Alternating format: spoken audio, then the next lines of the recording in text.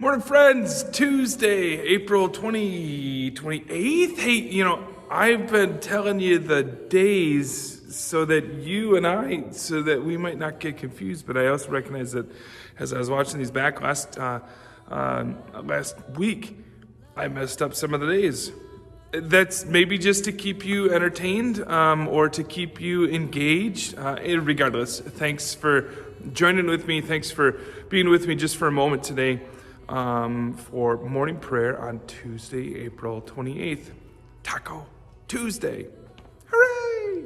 Hey, we're doing some sanctuary updates, and I'm excited. I just walked into the sanctuary for the first time this week, and Emily Blum has already got some new things, and I'm pretty excited about it. I hope that you will be too as we plan now how to reopen. Know that the executive committee, church council, we're meeting tonight. We are working on some plans for how to do that. We want to do that carefully. We want to be very cognizant and hear this, maybe very protective of the most vulnerable in our community.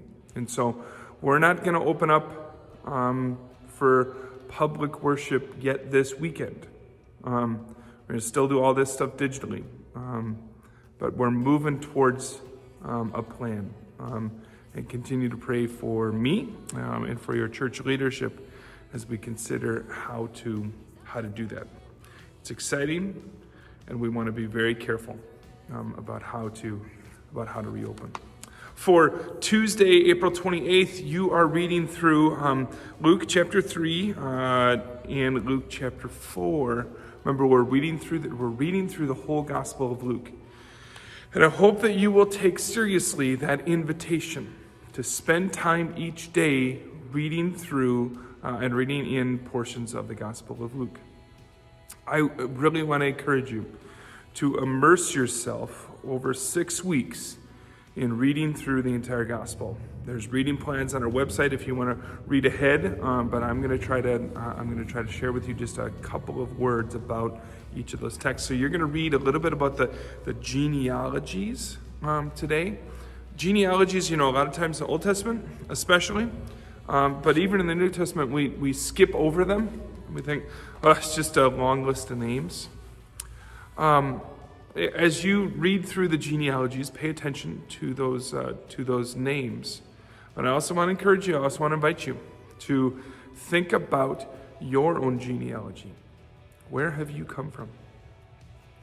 Who are the people who have raised you, who have cared for you, who have brought you to this place? And then to think about the blessing that they have been. Or, two, this is important, to think about the systems that perhaps in your own family that you need to write a new chapter about, that you need to start something new. That's okay for you to think about the blessing that your family has been, and for you to think about how you might write a new system, write a new way of being you in this day and age. I was going to read about the temptation today. Jesus being tempted, and remember, for 40 days in the wilderness. And be reminded that the tempter uses Scripture to tempt Jesus. It's not enough for us to just turn to or cherry pick a verse that in Scripture that reinforces your own opinion or your own view about something. And Jesus is pretty clear about that. As he really confronts the tempter who uses Scripture, Jesus uses Scripture to confront him. So, your two tasks today, reading through the genealogies and then reading through, my allergies are really starting to get to me. Reading through the genealogies and then reading through the temptation of Jesus today. Hope and pray that you might have a really great and a really God-blessed Tuesday, April 28th. I want to get that right. April 28th. You're going to read Luke 3, 23 through 4, 13. It's all going to be in this stuff. Let me pray with you, get you on your way for a great and God-blessed day. Loving God, continue to teach me how to hear and how to apply the Bible's principles to my life. God, let me learn not just the fragments, but your overall message, so that I might be empowered to resist temptation. Amen. Friends, happy Tuesday. Be well. Take care. We'll see you soon.